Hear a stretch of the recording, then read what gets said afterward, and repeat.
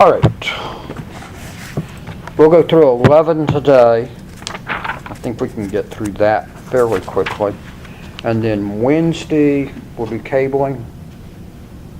You do have to have done the midterm first before you can, the day you can do the final. And then, so we'll do cabling Wednesday and next Monday. So if we don't finish it Wednesday, but if you finish Wednesday, y'all can skip out next week. Okay? And then next Wednesday, I won't be here anyway. I'll be here until about 10:30 that morning. Some point 10 or so, until soon after your class starts. So we won't have class that day because I've got to be over at the Walker Civic Center to help with the Distinguished Service Awards that day at lunch. And then, so that'll be that. Chapter 10 is due today. Chapter 11 is due May the 3rd. That's Friday a week. Okay? So chapter 11 you don't have 2 full weeks on. Does everybody follow on that? You really got about a week and a half. Notice the last day of class is May the 3rd. That's also to help me by setting it May 3rd. Okay? So that's when class goes to end, and then I'm stuck under some deadlines after that. Your final is available to you the Saturday through Monday. Okay, the 4th through the 6th. Everybody follow on that?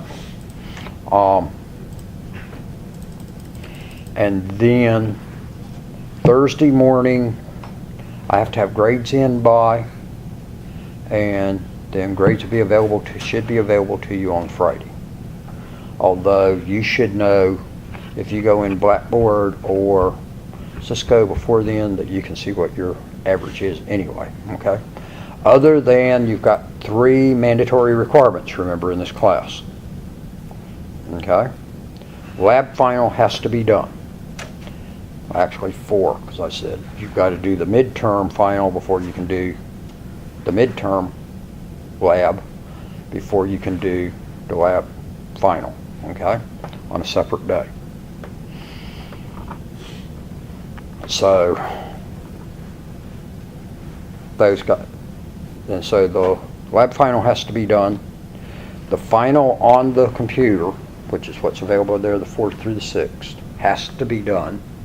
I didn't say you have to pass either one. I just said you have to do them. Okay? Did y'all catch that? That if a failing grade on the final exam still gets you up to your C or whatever, you can pass the class. Does everybody follow on that? You really need better than that, but it's averages in to get the grade. So it's not that you have to make a passing grade on those items, you just have to do them, okay? And then third one is you have to do the course feedback at Cisco. But to be able to do the final, if they still got the settings like they've had the settings for a couple of years now, you can't do the final at Cisco until you've done the course feedback anyway, okay? That it will make you do it before you can even get into the final. So those 4 items have to be done. Y'all follow? Also, you got a course feedback link sent to you several weeks ago. Actually, probably the beginning of March, somewhere in March, from the school. That's in your school email. That so that you can go out there and do the feedback for the school on each of your classes. Okay? Make sure you do that too. And I do look at those, and the college actually uses the number scores that are in there, because you got some things you got to answer number questions that have numbered responses that you answer it on scale 1 to 5. Okay, you got a bunch of those questions. And then there's some comments you can write in there too. The number ones, the school actually averages those all together from all of my classes for the whole year and counts those as one piece, like 1/5 of our evaluation. to faculty members. Does everybody follow on that? So those do come into play, okay? They also are supposed to be looking at them and seeing what you put on there. I will glance at the numbers, but I don't spend a lot of time on the number type things unless I see one of the numbers just looks way out of place on it, because usually they're pretty consistent on me. So I don't give real close looking at those. But the comments, I will specifically look at those, and because they will send me a summary page after grades are turned in, so that Friday or after I had to turn them in on Thursday. So Friday or after, probably that Monday, next Monday, the 13th, that they will send me a link where I can go out and look at the evaluation for the class. And I will get a summary that has what the number was for each number and all of the comments listed of things to improve, things to get rid of, etc. Your gripes about the class, what you really liked about the class, etc. Okay? I will read all of those. And that sometimes I make changes based on what the comments are in there. And sometimes I will actually send y'all a note afterwards to the class. I don't know who did what. I don't even know who did the evaluations, okay? But I won't know who did whatever comments anyway. That I may send a note to the class and go, here's something about whatever there was some comments on that really it was done, and sometimes I know and that people just didn't realize something had occurred or whatever for some reason, or that was a real good suggestion. I wish y'all had suggested it earlier in the course and we would have done whatever it was. I have actually written and told people that before. And if you remember, I've asked y'all on the way on that. Or that it's something that I can't do anything about, but that was a good comment about on it, and that I was relating it on in terms of whatever it was. That maybe some school policies come into issue that you've brought up of change to do to the class, but I can't change it because of school policy or whatever. Okay?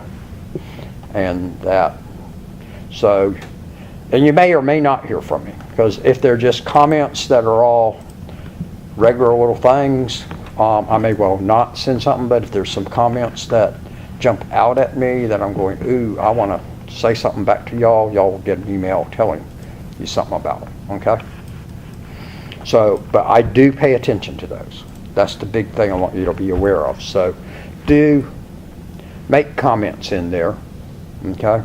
If you've got suggestions on it, if you rather either to improve the class, or suggest, or saying that you really like the way things were.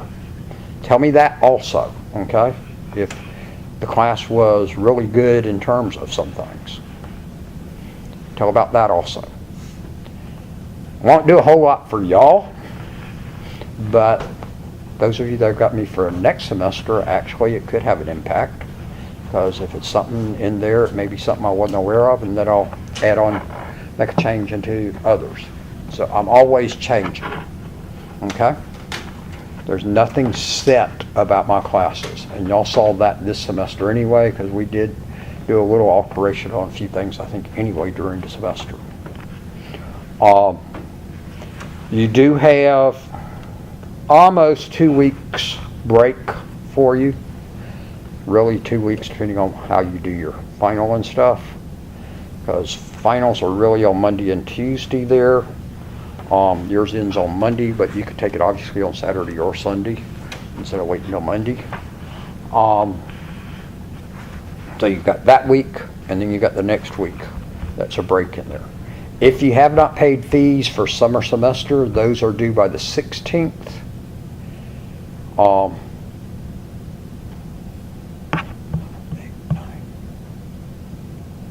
Which should be Thursday of the second week then, okay?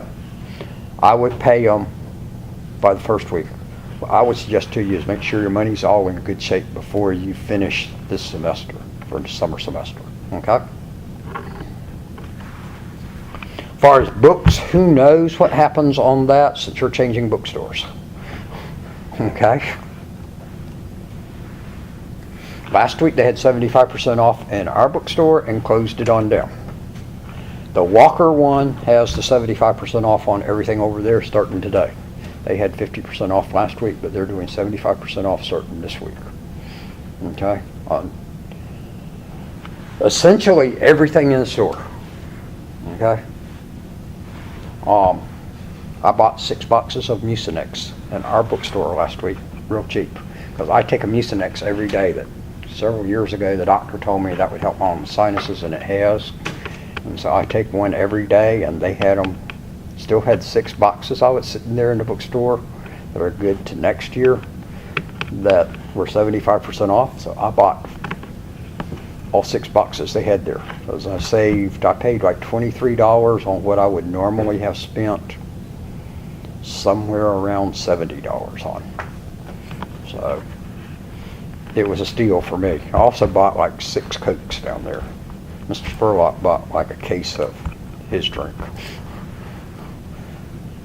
So if you're over at Walker this week, you may want to walk in there and look at the bookstore. To me, the t-shirt prices got more down to more reasonable. It brought them down to like $5 a piece, versus the $17 or whatever the normal price was. So be aware on that. All right. So at this point, all we got left is chapter 11. Let's go through and run through it. I'm going to talk about a few things through it. Some of the things in here, most of the stuff in here, we've really talked about already anyway. Although they're doing it here from a small network topology is their approach on this chapter. Versus through the book, most of the time they kept talking in terms of big networks.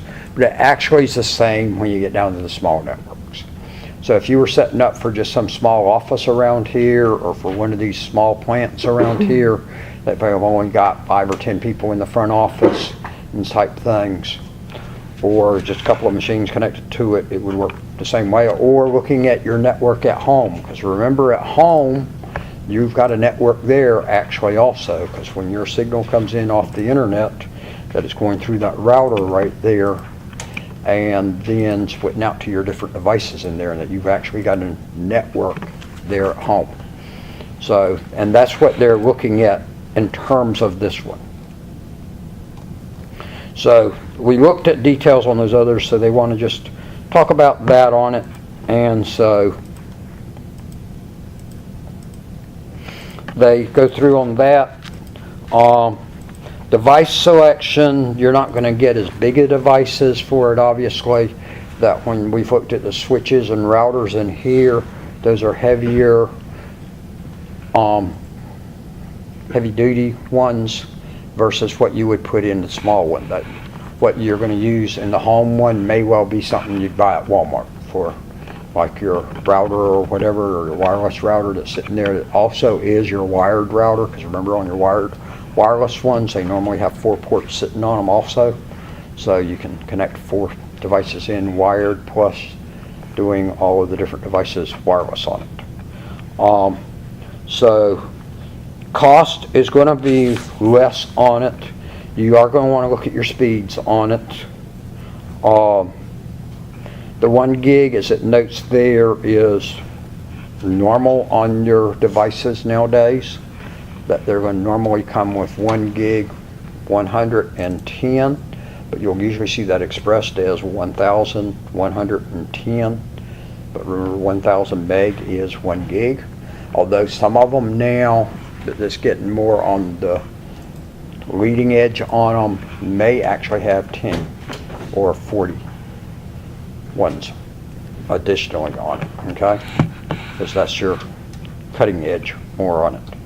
And then expandability, you want to make sure there is, that you've got enough ports there that you got some extra to it for when you add more stuff to it.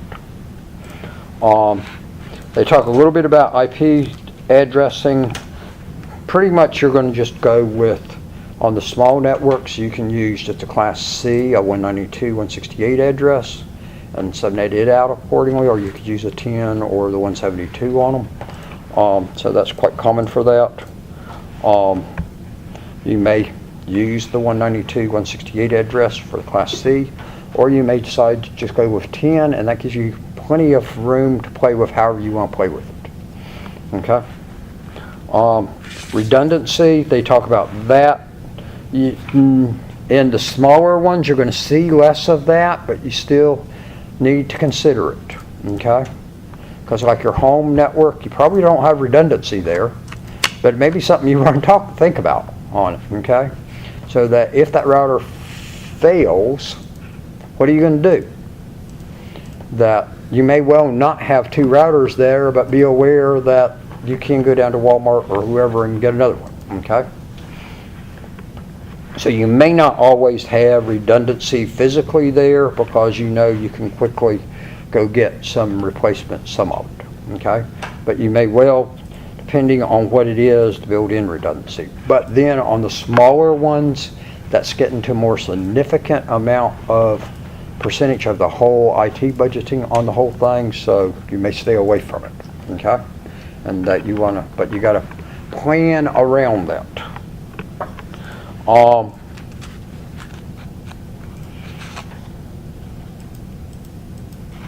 And as far as prioritizing, probably really aren't going to do that on the small ones, although they talk about it right there briefly. And then they mention that about some of the applications, and that the email clients and web browsers are common application ones, and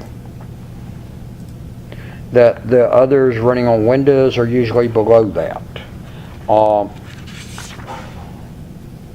And then protocol, that's not correct.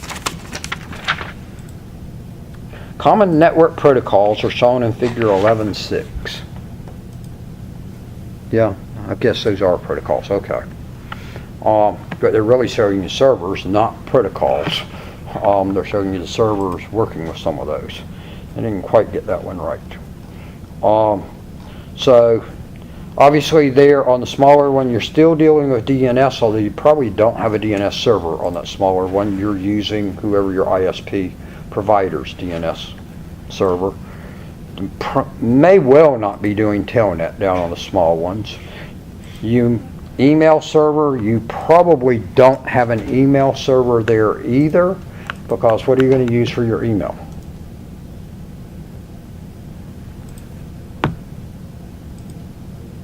Probably using Yahoo or Gmail.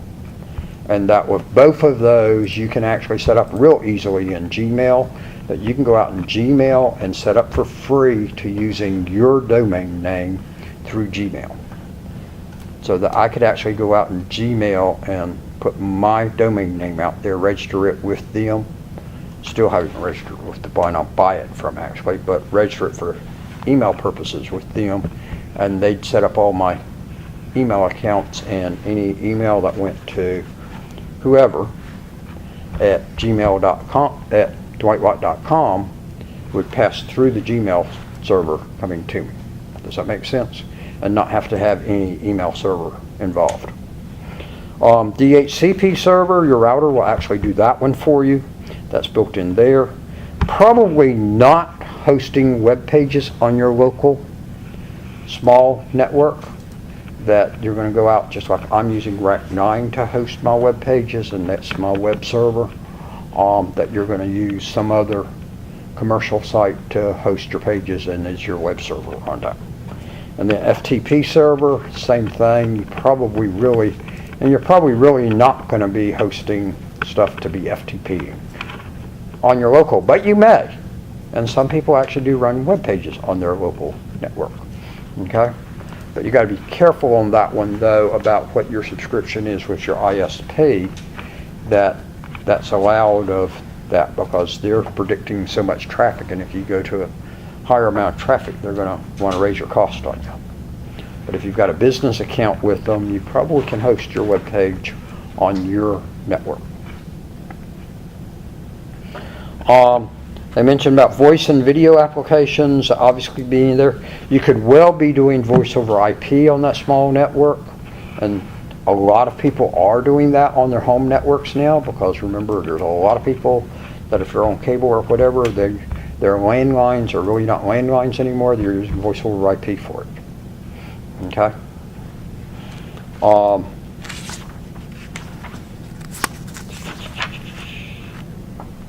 And then they mention about that you'd want to have it planned correctly so that as your network grows and you end up really becoming a large network, that you've got it built to handle that correctly and using your analyzers, etc.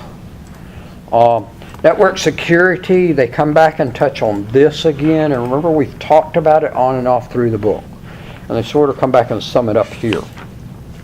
A couple of you that are in my other class already should know all of this section right here, but let's talk about a couple of things right here. They talk about the major types of threats. That it could be an information threat, it could be a data loss, it could be identity theft, it could be disruption of service, it could be other stuff, but that's your big ones. Besides worrying about the interruptions across your network to you, you also do want to worry about physical security. And that's one that quite often in the smaller network you don't have really there. It's not as well secured off. Okay? Because like at home, is your router sitting in a separate little locked up space? It's probably sitting right out there in the living room or whatever. Okay? Which is no problem. You know exactly who comes in your living room. Okay? So you do have physical security on it, because the outside door is really your lock on it.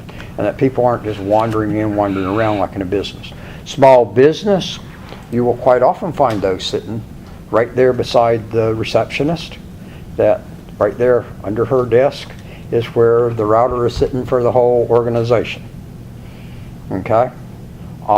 As long as it's a small organization and the desk's always manned up there, no problem. But if you're not going to have people watching the desk all the time or whatever, and the building's open, this could get to be a little bit more problem. It may be just sitting in somebody's office. Well, you've got the office door on it. Or you may have it in a separate room. When I worked for steel fabrication plant, when I did their stuff for them, we had a separate room the server was in, but actually our router was sitting in one of the people's office where the line had come in from originally that they worked with. But it was behind a separate spot. So think about those. Think about the environmental threats of if it's in more open areas of, is it too hot or too cold right there?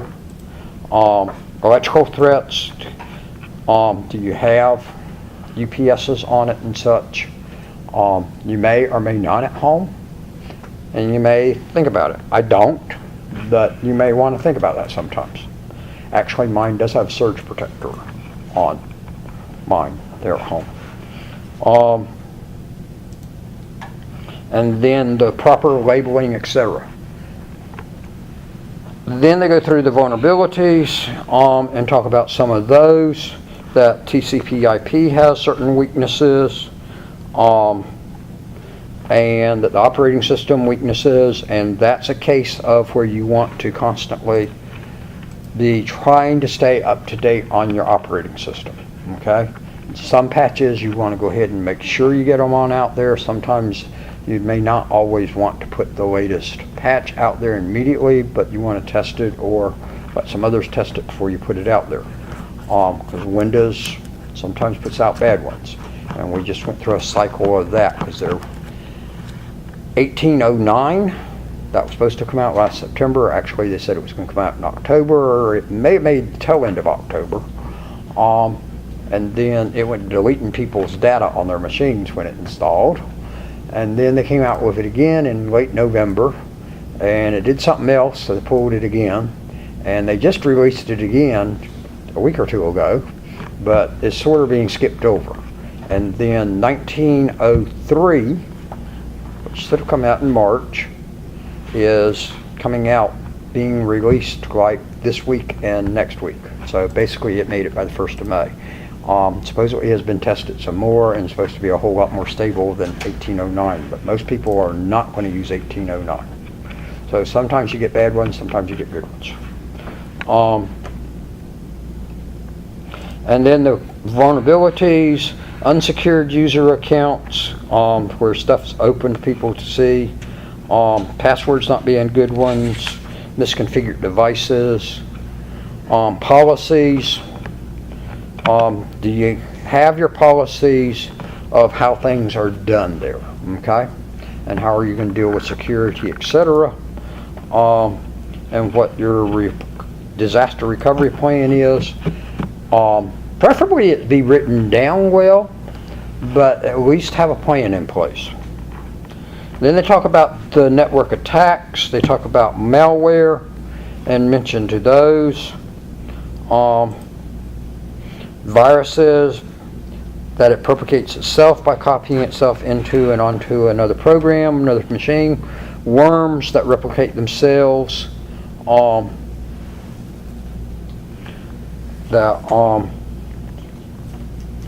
And Trojan horses, ones that get put out there on your machine and then activate at some future point. And then the reconnaissance attacks, they talk about those where that's where they're just coming in and figuring out what the vulnerabilities are in your network. Access attacks, that's the unauthorized manipulation of stuff in there. They've gotten in and they do things to your stuff. And then denial of service, I've mentioned that one to you a number of times, is where they do something to make your network cease working. Okay? It's actually still working, but it's not functional any longer because they've got it tied down doing other stuff and it can't do what it's really supposed to do. You could also do a denial of service attack on a server to make it do the same thing. So then they go through and talk about several of those. Brute force, they talk about password attacks. In terms of brute force attacks, that's where they sit there and just guess away at passwords till they break your password. Trojan horse ones, usually those are sitting there and at some point go in looking for password files, etc. and send those out. And packet sniffers, where it listens to your traffic. And if you're not sending it encrypted, that somebody can pick up your passwords from there. And so they talk about those, the trust exploitation, and that's where somebody gets in by getting some other person to sort of let them in. A lot of times that's done with social engineering. Port redirection, where they get in and they redirect a port on a device to going to someplace different. So when somebody sends something out, it doesn't go where it's supposed to have gone, it goes somewhere different. And then man in the middle is where they get in the middle of the information, grab information, and steal off what they want while it gets sent back and forth. Denial of service, I already told you about that one. And then they talk about what's the mitigation. Well, how do you deal with these? I already just talked about a couple of those right there on it. The one I didn't mention was backup. You need to back your material up regularly. And that includes on your home machines. Back up your pictures, back up your data files that you don't want to lose. Does everybody follow on that? Same thing on your phone. When you're taking all these pictures, don't just leave them on the phone. If you want to keep those pictures, download them on your PC and back them up from there where you've got copies of them. Okay? So that if something happens, nothing happens. You've still got them. Y'all follow on that? Then I mentioned the authentication, authorization, and accounting, which is AAA, and those letters come up as you go on in. If you go on into security, you'll know those three. The authentication is making sure you are who you say you are. Okay? Passwords is the most common way of checking that, although it could be an iris scan, it could be a fingerprint. What other way of making sure the person is who they say they are? Okay? Authorization. That's allowing you of what are you allowed to do then. Okay? What applications are you allowed into? Where are you allowed into on the machine? What are you authorized to do? So that when y'all get into Blackboard, it authenticates you first thing. You put in there your username, so-and-so at students.gntc.edu, and your password, right? And it says, okay, you are so-and-so. That was authentication. Authorization is then it shows you which classes you're allowed in. Because y'all can't go in all classes, can you? You can just go in the ones you're enrolled in. That's authorization. Same thing for me. When I go into Blackboard, when I went into it just a little bit ago, it doesn't let me in every class in the school. Okay? Actually, I do have an account that I can get in, but that's because I serve as a reviewer of classes. And I think it lets me in, or she may have put a limit on it of just the courses I'm supposed to be reviewing. Sometimes it lets me into every course. But that's because I've got a higher authorization level for that. But I have to be using that one, and if I do anything in there, they're going to know who it was, and it's going to show up. Okay? And then the accounting is, that last part I was just saying right there, is it should be keeping track of what happens out there. So Blackboard records who did what out there in Blackboard. So if you post something in the discussion board, your name's attached to it, right? And if I post something there, my name's attached to it. That is accounting. And that I can go in and look at log files and see when y'all have been logged on to Blackboard as part of the accounting. Does everybody follow on that? So that's those three. So they talk about firewalls briefly, and that quite often they're doing packet filtering. That could be URL filtering, because you could say, okay, we're going to allow people to go to these URLs, but not allow them to go to these other URLs. And actually you see that quite often in schools. And businesses will do it also. So that if y'all try to go to a pornographic site here on campus, it's got URL filtering, and it's not going to let you go to those sites. Okay? And that they're doing different ones. So they mention about the different types of firewalls. They mention the Cisco security appliances, which are dedicated firewalls. The other companies have them also. Palo Alto has their own firewall, which is what that company sells. And we've got one off sitting on the other side of this wall. Okay? And it's just a small little device, and it's a dedicated firewall. There are server-based firewalls, which are firewalls on the servers for when traffic comes through the server going to the devices to check that traffic. And then your routers have integrated firewalls also, not just the wireless routers like they infer right there, but your wired routers also have firewalls built into them. So if you look at your little routers at home, you'll see there's actually a firewall built into them. And then you got your own personal firewalls on your PCs, but you can buy ones to put on there, or you can use the one that Windows supplies, or their Windows Defender firewall, which is a good basic personal firewall.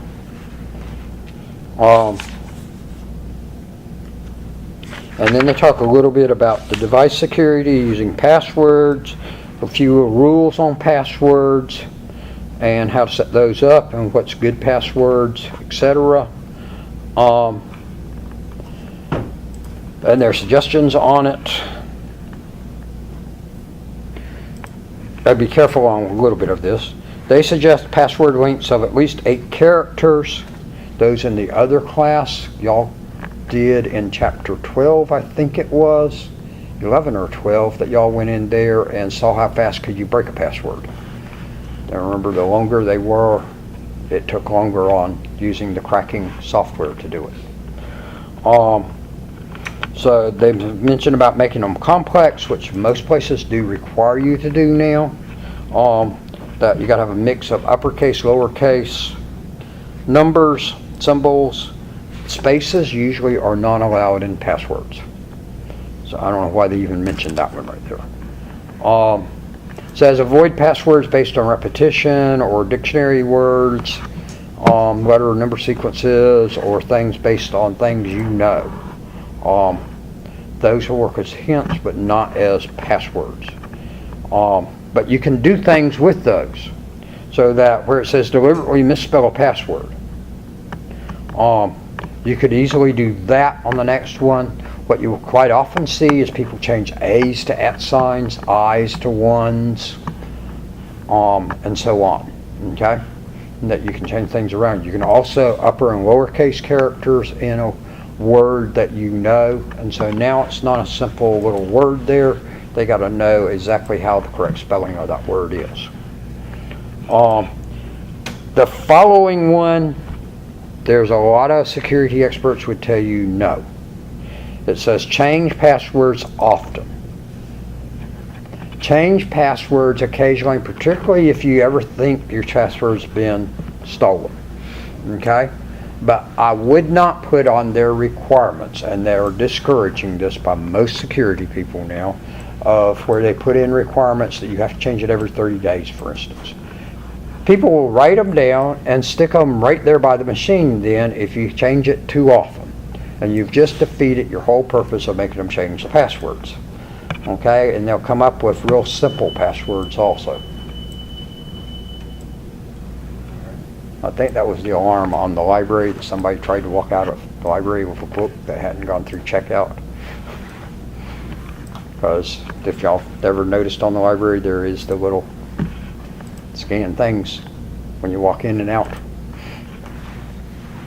And it's usually not somebody's even, that it just didn't scan it correctly to decode it to let you walk out with it. So you can have them change them regularly is the word I would use there, not often. Okay? You may want to change them every 3 months, 6 months. Okay? And then for sure, if you ever suspect that your password's been stolen. Okay? That it was hacked from somewhere or wherever. I would not use the same password on everything, but you can figure out a system to your passwords so that you're using a different password at different locations, but they're all similar that you know a system on. Okay? And so that they're rememberable by you. Okay? Because if you use the same one, and if you've got it sitting there, let's say at Yahoo and your bank and your credit card and etc. stuff, and then Yahoo gets breached again, they've been breached several times on their passwords, or you're using the same password at Facebook, and remember Facebook not only has been breached a few times, but also had them all sitting out there unencrypted, exposed to all of their employees, where their employees could just go in and look at them just a couple of weeks ago. That then, if somebody gets that password, they can get into everything that uses that same username password. But if you got different ones, then the only thing you got to do is go change that password at Facebook, and you're still safe. Does that make sense to everybody? So be aware on that one. Following one says, do not write passwords down and leave them in obvious places such as on the desk or the monitor. Now, that did not say do not write passwords down, although that may be what you read it to say. Okay? You will need to write passwords down. Write them down and keep them in some secure location, or have them marked where it's not an obvious thing when somebody looks at the password that they know what it's a password to. Does that make sense to everybody?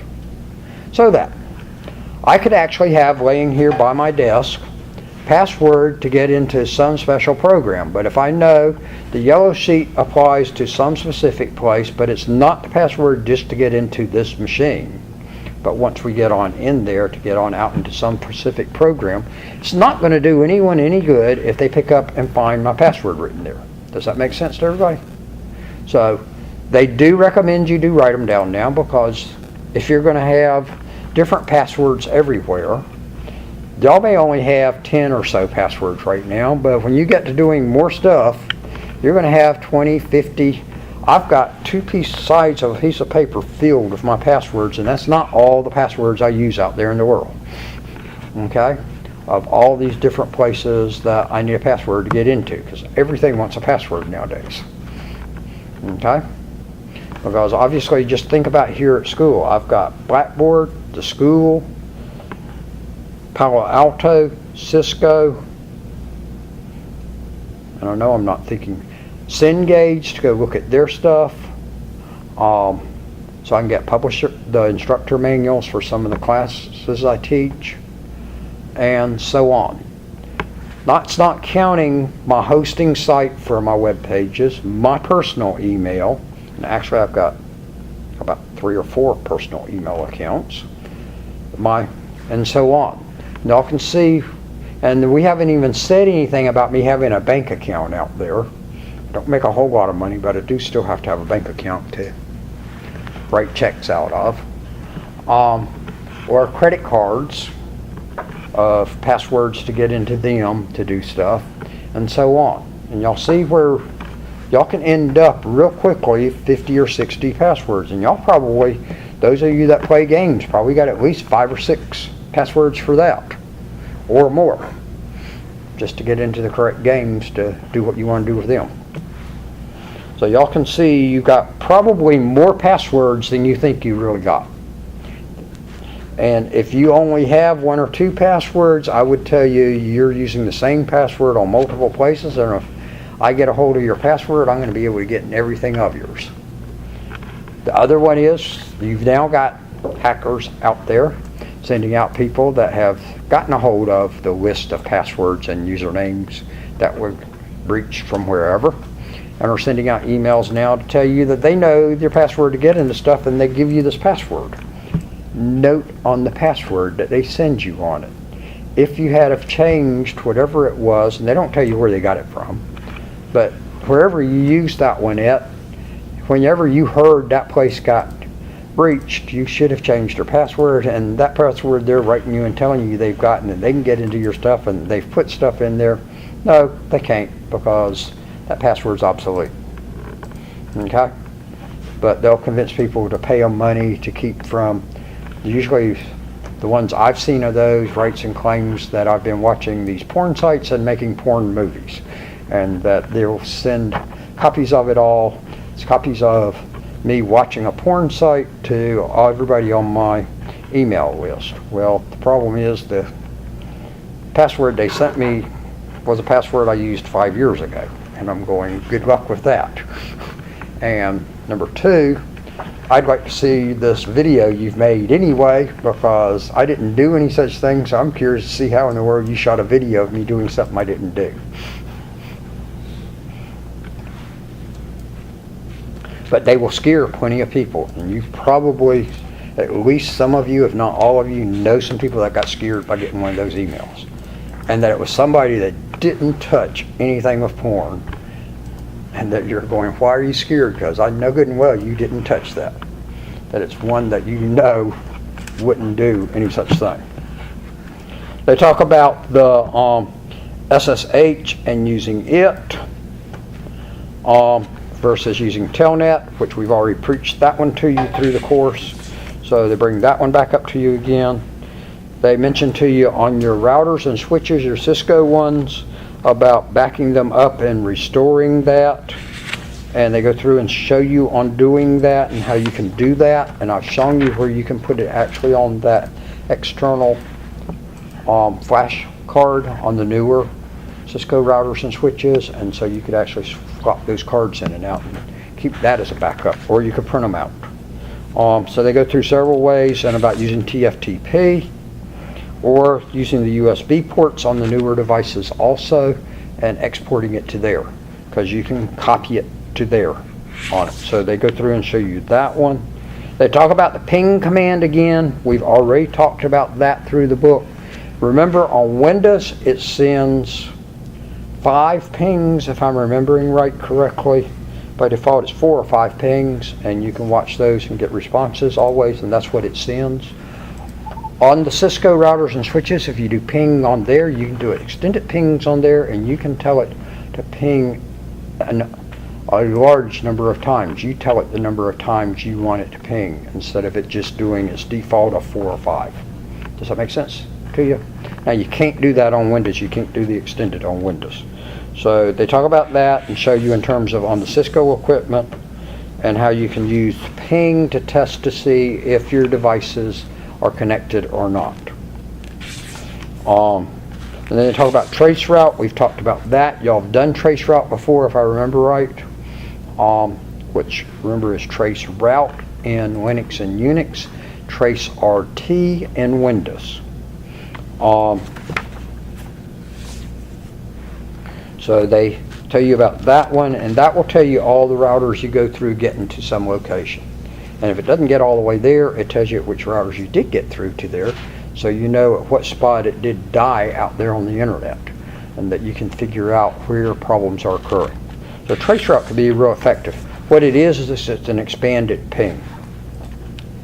The show commands, we've talked about those already through the book, and you've been doing those. Show run, you should know that one well by now, because y'all should have done show run a number of times when you've been working on packet tracer on your different switches and routers, primarily switches in this class. And then they tell you about where you can show lots of other stuff. And remember back there in chapter 2, I told you show is going to be some command you're going to use extensively. ipconfig tells you what your configuration is in Windows for your network connection. So it'll tell you what your addresses are, etc. IP version 4, IP version 6, your MAC address, etc. On Linux, Unix, it was ifconfig, and ifconfig actually still does work, but they've actually been changing that one now just to IP. Okay? Is it the amount of time it takes for it? Wait a minute, I can't hear you. Is it the amount of time it takes for it? You just send the signal to the server and then come back? Ping will give you that information also. Ping will tell you that you do have connectivity or don't have connectivity. It will also tell you the number of milliseconds it took for the travel to and back. Okay? Now, when you do a ping, you really do want it to be doing the 4 or 5 on it. If the first one fails but the other 4 work, you've got a good connection there. Sometimes it gets lost as it tries to do the first connection on it. Okay? So be aware of that. When you're looking at it on a Cisco devices, it doesn't say that it worked or didn't work. It gives you either a period if it did work, or it gives you a U if it didn't work. Okay? And it'll give you like 5, depending on how many times you told to send, that many periods and U's in a row. So it's not putting it out in words like it does in Windows. ARP command we talked about already, which will give you your MAC addresses to IP address, and that's in a table. And ARP command will actually give you back that table for you. Show CDP neighbors shows you what your other networking devices are connected to that router or switch. So that one's useful on that. Show interface brief, IP interface brief, which is usually show IP INT brief, will show you also your interfaces, tell you whether they're up or down of the directly your interface is coming off your device. So that one's real useful to know if you've got good connections out of the device you're working on there. And remember, you want them to be up and up. You want the protocol up and the status up. Status tells you whether it's physically connected.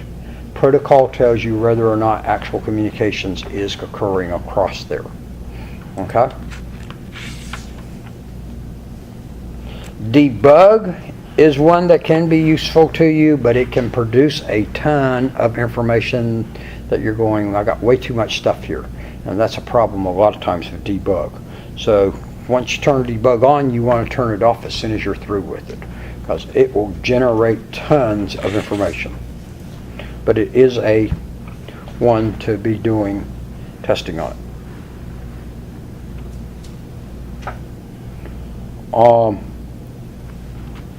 And then they go through their troubleshooting steps, which they do as a 6-step routine here with Cisco.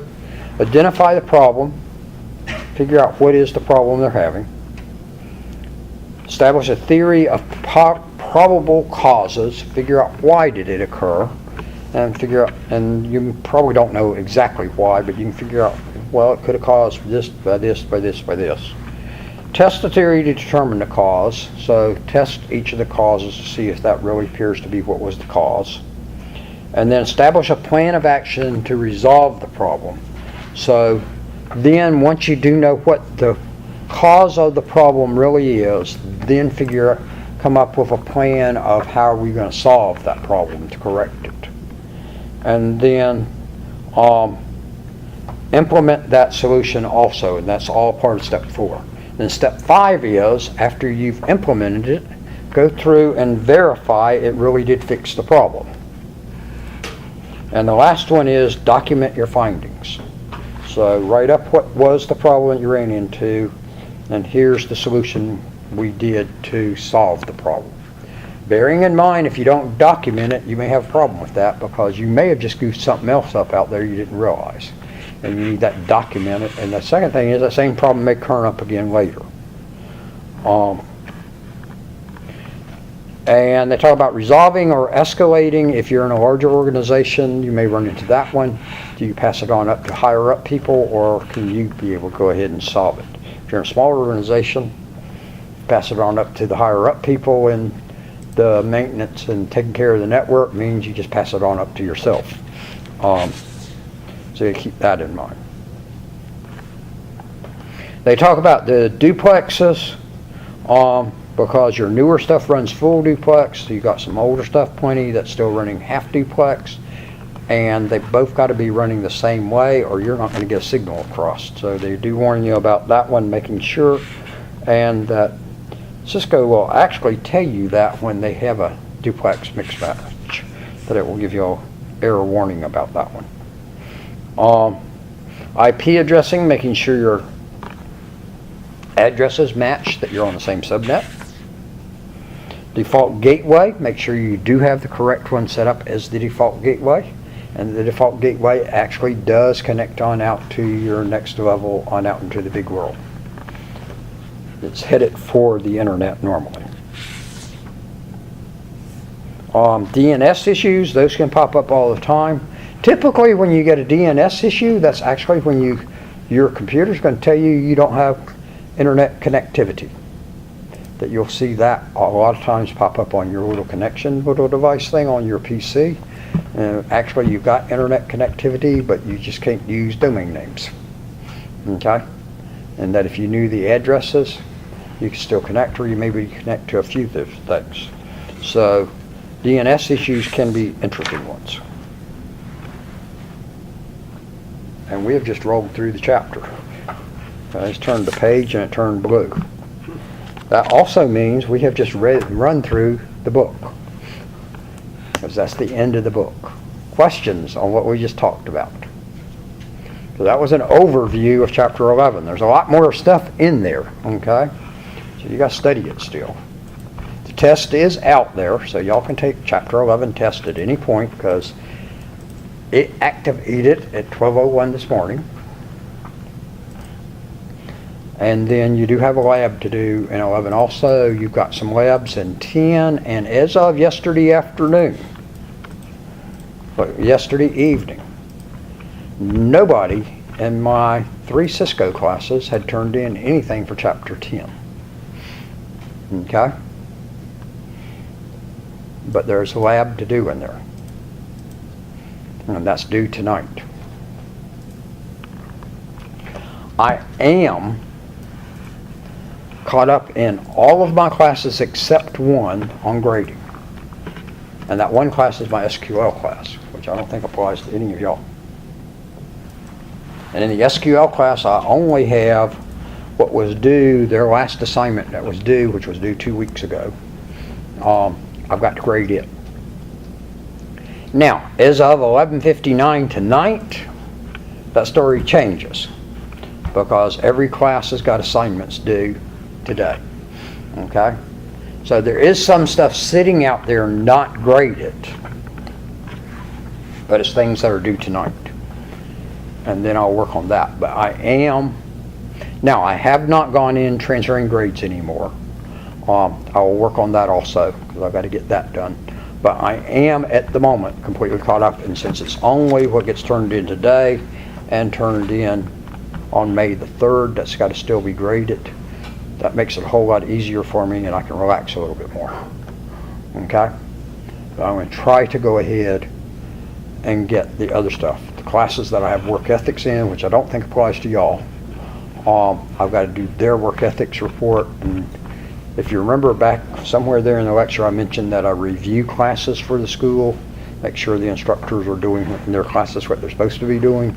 I've got a couple of those to do that I got to get done in the next 2 weeks also. So I'm going to try to do that. So Wednesday, we will do cabling. Okay? And then we'll do on Monday if we need to. But if you get all 3 cables made Wednesday and finish it, y'all don't have to come back next week. Okay? And then May the 20th is the first day of summer semester for most classes. Okay? If you're taking my classes, I'll start May the 20th. Now, there's a couple of classes from down there in Floyd County that I saw they have got a start date sometime in June on it because they've started later and run to the end of the semester. My classes will end like the middle of July because they run for 8 weeks from May the 20th to somewhere within, that should be somewhere around July the 20th. Okay? And if you owe money, make sure you get that paid up too. Any questions?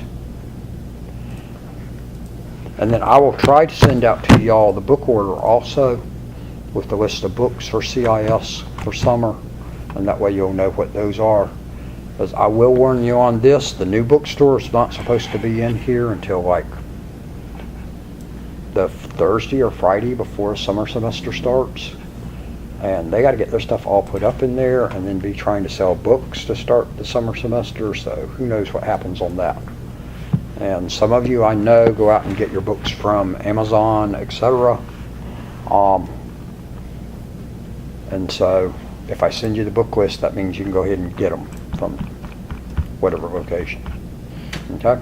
Cisco book, if you're in Cisco 2, the book itself is still that same more reasonable priced book, reasonable compared to other textbooks, because it should only be like, I think this one only cost y'all like $60. The next one is the same kind of price, but it's the same online material, so if you want to just do the online approach, you could. Okay. Any questions? If not, I will let y'all go and have a good afternoon. And then I will see you on Wednesday